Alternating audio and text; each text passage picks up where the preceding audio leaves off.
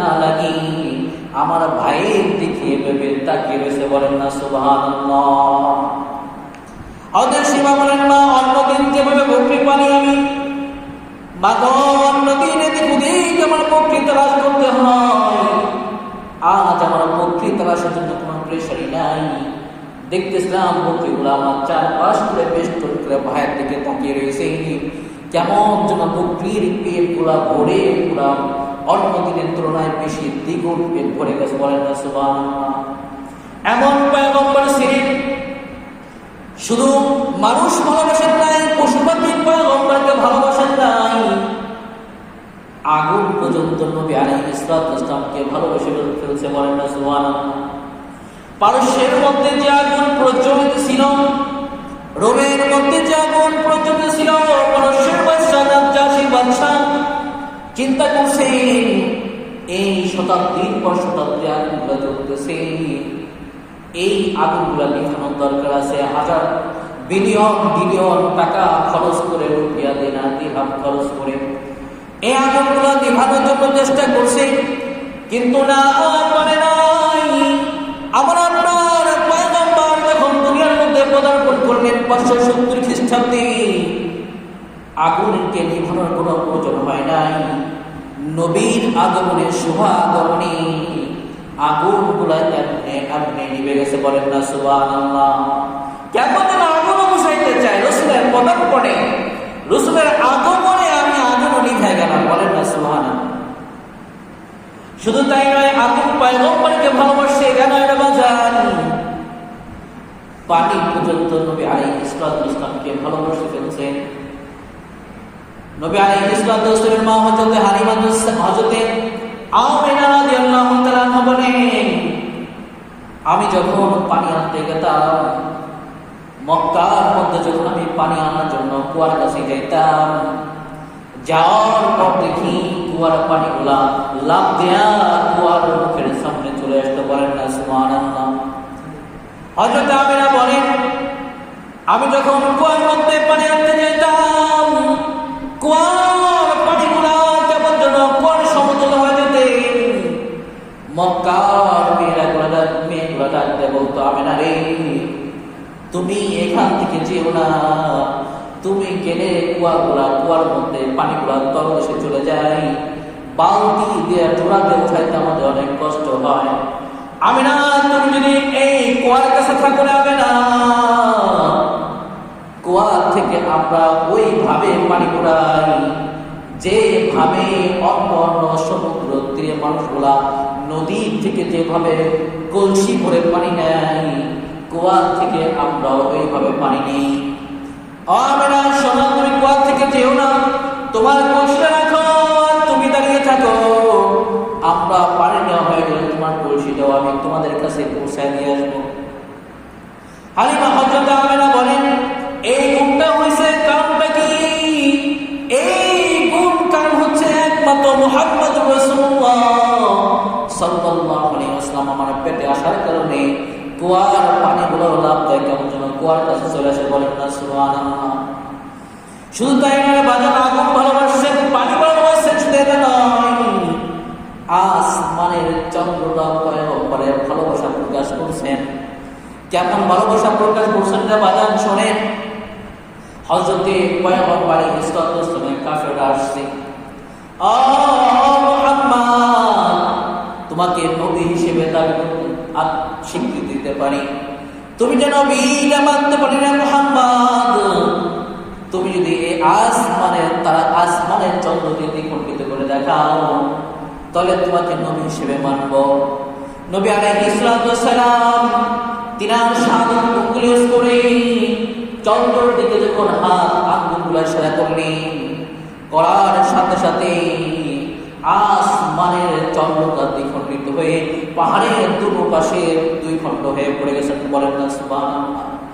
কেমন যেন আসমানের চাঁদ পয়গম্বর নবী আলাইহিস সালামকে ডাকতে বলেন, ও নবী, শুধু চন্দ্র শুধু আগুন আর পানিকে ভালোবাসে নাই, আমি আসমানের চাঁদ হয়েও আমি পয়গম্বর আপনি রাসূলকে ভালোবাসার প্রকাশ করাইছি, বলেন না সুবহানাল্লাহ। বাজার আমার শুধু আসমানের চাঁদ পয়গম্বরকে ভালোবাসার প্রকাশ ঘটায় নাই, আসমানের সূর্যটাও নবী আলাইহিস সালামের ভালোবাসার প্রকাশ ঘটাইছে। কেমন ভাবে শোনেন, নবী আলাইহিস সালাম ঘুমন্ত রয়েছে, আল্লাহর হাবিব সাল্লাল্লাহু আলাইহি ওয়াসাল্লাম ঘুম। এমন সময় আসরের ওয়াক্ত হয়ে গেছে, ঘুম থেকে পয়গম্বর ওঠেন না। এবার চিন্তা করে হযরতে বেলাল চিন্তা করতেছিলেন আজান দিয়ে দিবনি, আজানের অর্থ তো হয়ে গেছে, সূর্যটা ঢলে গেছে, ডুবো গরম হয়ে গেছে। এবার হযরত আলী বলতেছিলেন, এ বেলাল, আজান দিও না গো বেলাল, এখন পর্যন্ত পয়গম্বর ঘুমানো রয়েছে, ডাক দেওয়া যাবে না।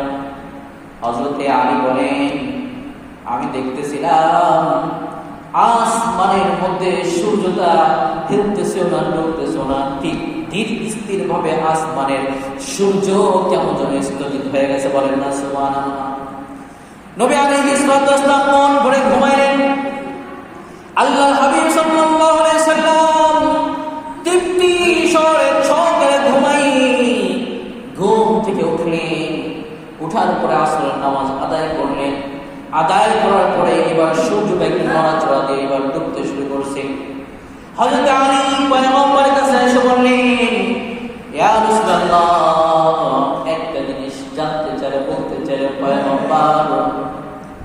হযরত আলী বলতেছিলেন, পয়গম্বর শুনেন, দেখতেছিলাম সূর্যটা পশ্চিম দিকে খেলতেছিল পয়গম্বর, হঠাৎ করে দেখলাম আপনি ঘুম, সূর্যটা তাস করে স্থির হয়ে গেছেন, দাঁড়িয়ে গেছেন পয়গম্বর।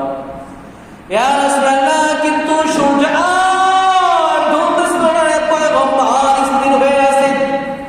ইয়া রাসূলুল্লাহ, এবার চিন্তা করলাম আপনাকে ডাক দিব কিনা, আবার চিন্তা করলাম পয়গম্বর ঘুম ডাকা যাবে না, বিয়াদবি হয়ে যাবে আল্লাহর রাসূল, আমি আর আপনাকে ডাক দিলাম না। হঠাৎ করে আপনি তৃপ্তি করে ঘুমাইলেন।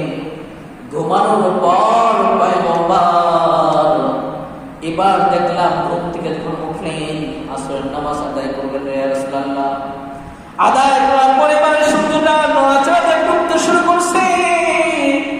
ও পয়গম্বর, এমন মুজিজা দেখলাম। হযরত নবী আলাইহিস সালাম হযরত আলীকে বলতেছিলেন, আলী রে, ওই সূর্য যদি নিয়ন্ত্রণ করেন, ওই রব আমাকে ঘুম করিয়ে রাখছেন, আর আমার সম্মানের সূর্যকে ডুবতে দেয় না যতক্ষণ পর্যন্ত আমি আসরের সালাত আদায় না করি। এবার আমি আসরের সালাত আদায় করলাম, আলী সূর্যটা ডুবে গেছে।